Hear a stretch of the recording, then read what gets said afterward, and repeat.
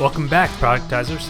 In this lesson, we're going to talk about nurturing your email list and converting them into customers. Once you have an email prospects list to market to, you can create email campaigns that, with the right pacing, get people to respond and ask to buy your services. So once you have a bunch of email subscribers, you'll want to expand your email marketing to continue to drive sales from your list. Your email list can be an incredibly valuable asset for your business if you treat your subscribers with respect, share a ton of value, and then market in a smart way. There are several basic types of campaigns that you can run and send to your email list. The first type of campaign that you'll want to set up is a nurturing campaign. These are simply campaigns that keep you top of mind among your email list subscribers.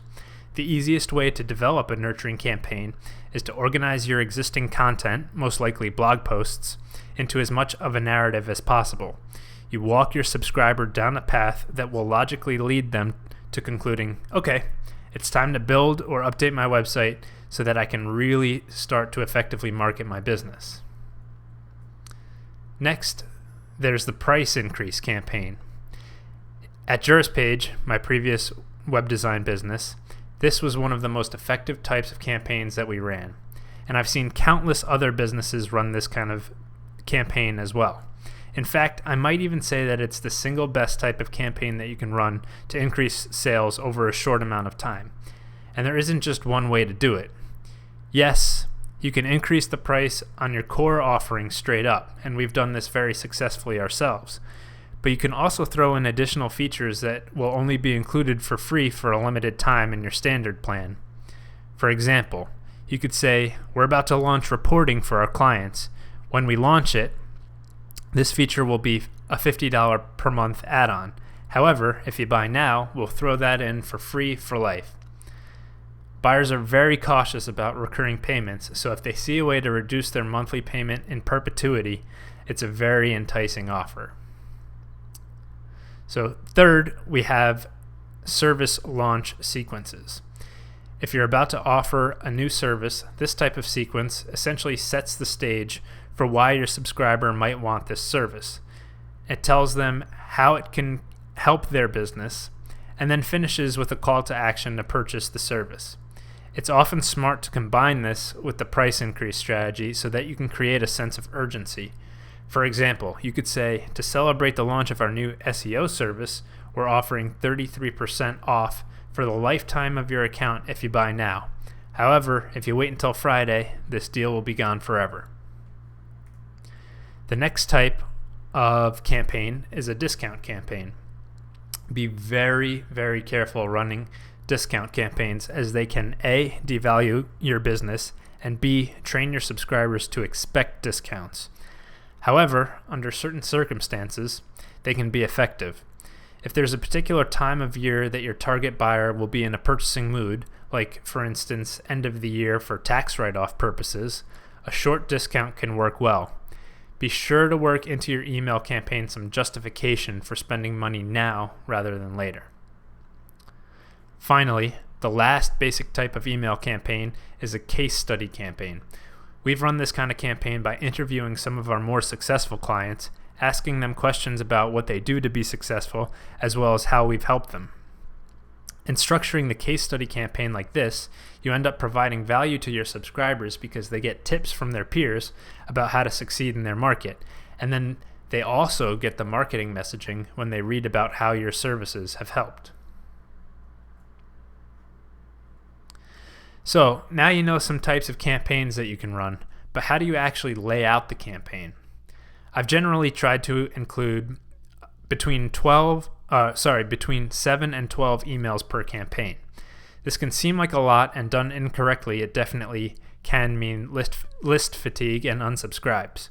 But done correctly, you'll likely get about half of your conversions early, generally in emails 2 through 4, and then another half in emails 5 through 12, with the bulk of that second half toward the end of the campaign in emails 7 through 12. Next, you'll probably want to put a time limit on your offer. For example, if it's a price increase, say it's going to be happening in 2 weeks, or maybe you're celebrating a service launch with discount. Only offer the discount for 2 weeks.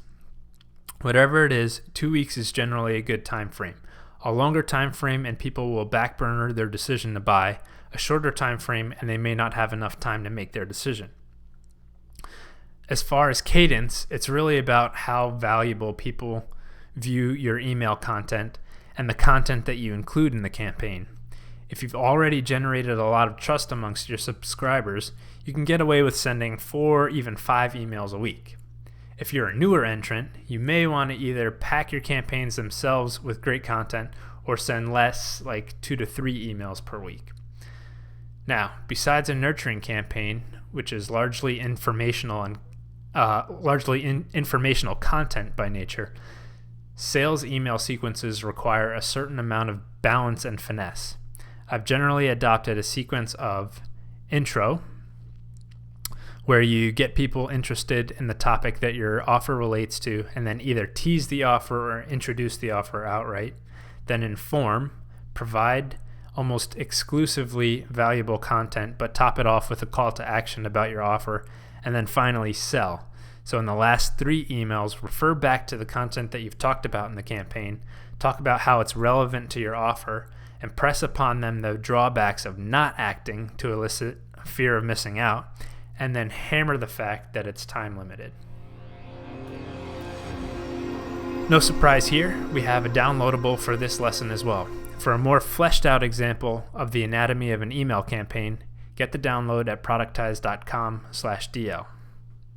So here's the anatomy of an email campaign in greater depth, and you can see there are 12 emails in this sequence, and I've tagged each email with what the purpose of the email is. So for email 1, you're going to do an introduction and then have some informational content.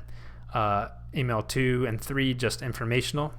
Then emails 4 through 7, you want informational with light sales.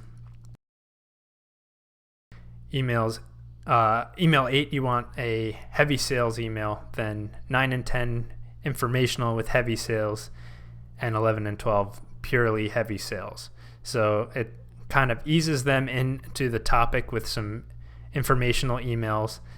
Then you have some more light sales emails, then a heavy sales email towards the end of the campaign, but then some more information, and then 2 heavy sales emails to close out the campaign.